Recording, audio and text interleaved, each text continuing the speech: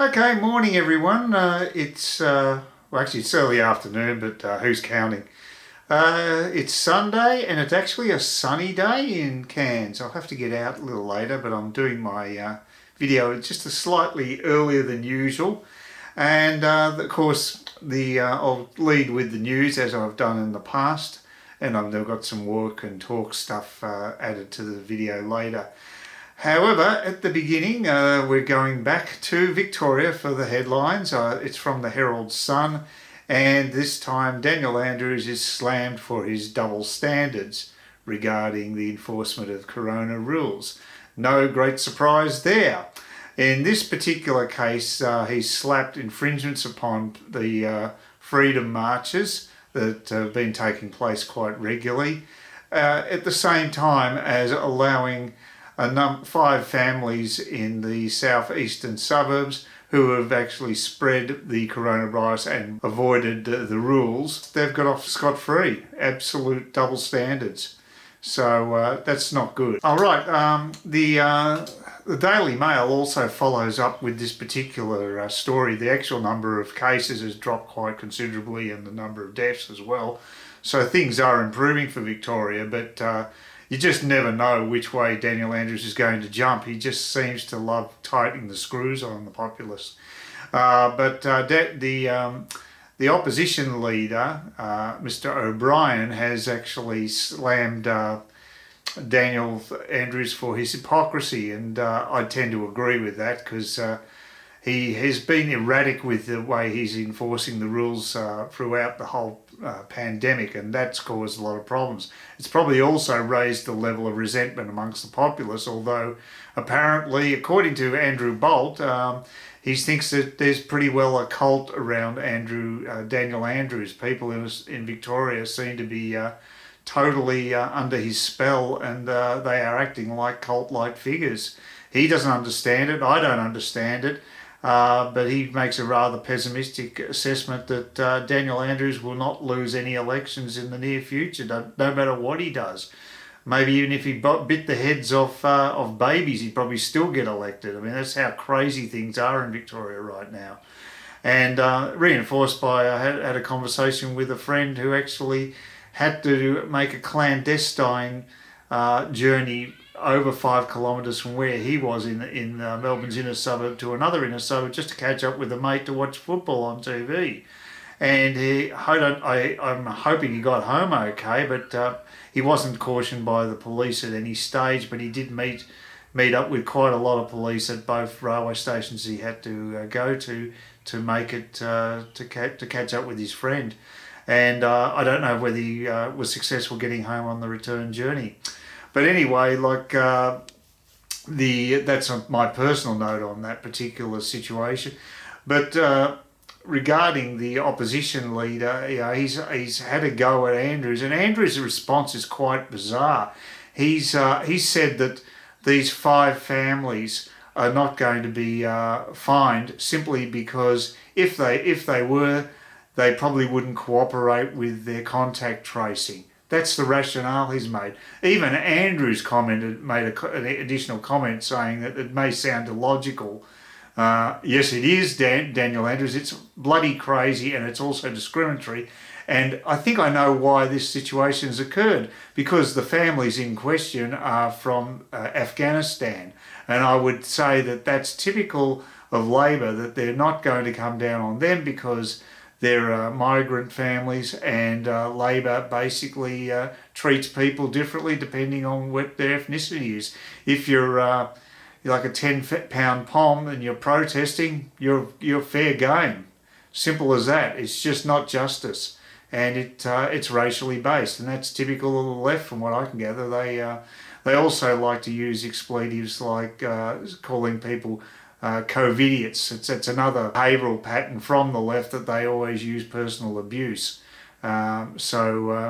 It's pretty well standard methods here. Yeah, the opposition leader, Michael O'Brien, has also moved a no confidence motion in the government. Not sure what the point of that really is. I suppose it makes them feel better, but they're going to basically lose it, so it's not going to really achieve much. Daniel Andrews is already getting plenty of negative publicity just through the way that the Victorian police are are working under his command. So I don't think a no confidence motion is going to have much effect. It's probably all the opposition can do, I guess. They just feel as though they have to try something. But yeah, I don't know if that's going to work as a tactic. And the next story, well, the final story is from news.com.au, and that's about a resident in Angeles in the Philippines, where I've actually been. It's basically not your typical Philippine area. It's basic. It was set up for servicemen in the American services. It was basically during, I think it even goes back to the Vietnam War. It's been around a long time, and it's basically an entertainment strip. It's not normal Philippines. It's just basically bars running for several kilometres up a road, and these really cheap, and most of them are cheap and nasty bars. There are some bigger ones that are a bit more plush, but basically it's all about booze and babes and trying to extract as much money out of foreigners as they can. And I think I spent about a week there, and it's not a place I'd really want to go back to, but you know, it's just a bit of basic fun. And this guy Andrew Fleming, who apparently is a resident there, is regarding Melburnians as being soft compared to the lockdown situation in Angeles City. The mayor there has clamped down really hard, and people have been locked down for 200 days. And the weird thing is that the way he's actually chosen the people to lock down is quite bizarre. The people who are actually locked down, those under 21 years of age and those over 60 years of age, plus pregnant women, and they've been basically confined for the 200 days. I'm not quite sure why they chose that group. People under 21, I would have thought, are basically the people you want to let out. Apart from anything else, you want them to go to school. I mean, I just don't understand that one. Over 60, yeah, that one I get. Pregnant women, I suppose. But anyway, there's also a curfew and quite a number of other restrictions. And apparently the rations that have been given out are just like rice and sardines. So it's a pretty bland diet that people have had to endure from the ones that are presumably given out by the government. You wouldn't expect them to be that generous with food, I guess, in the Philippines. It is a third world country, so struggling to become a developed country, but it's still third world. And I wouldn't think it's personally. I find Vietnam a lot more enticing than Philippines. They have much better food, and they have much better infrastructure with internet, and just the cost of living's quite good compared to Philippines. And there's also violence in the Philippines, which you just don't get in Vietnam. But getting back to the corona situation, yeah, it's not only that there's actually a curfew at 11 p.m., which is better than the one in Melbourne, I might add, but also there's you have to wear masks. All the bars, of course, are closed. That's understandable. But yeah, you have to wear face masks and protective gear. I don't quite know what the protective gear is. You have to have your temperature checked, and also you have to give the government contact details. So that's fair enough. And you have to have your hands and feet sanitised. It's a big thing over the Philippines. The hands and feet need to be sanitised. And I knew about this already because a guy named Ricky, who's a prominent blogger in the Philippines, he got confined in an apartment and with his girlfriend, and he had to go through all that crap. Exactly the same regimen. So it's not just Angeles City, actually, is what it's called. It's also other parts of the Philippines have that same stipulation. The other thing is they have to then be behind plastic shields. So yeah, it's all pretty rough stuff for people if they want to go out and just live normally. They just can't do that. This Andrew Fleming guy thinks Australians are soft, but I don't know who the hell Andrew Fleming is. It's just one person's opinion. And maybe Andrew Fleming doesn't have a high regard for liberty and freedom of speech. So that's just someone that the that news.com.au has cited, but I don't know who the hell they are. And I feel sorry for the Filipinos having to put up with even stricter restrictions in Melbourne. I don't think that either of these places should be lauded for the way they've handled this lockdown. It sounds like they've come down a bit too hard in the Philippines as they have in Victoria. Mind you, the Philippines, they did get quite a large number of cases, and that's not surprising because, as I say, it would be a magnet for tourists from all around the world before the lockdown took place. So that's to be expected. Anyway, that's all the news today. Keeping you abreast of that. Now I'll move on to my walk and talk around Cairns.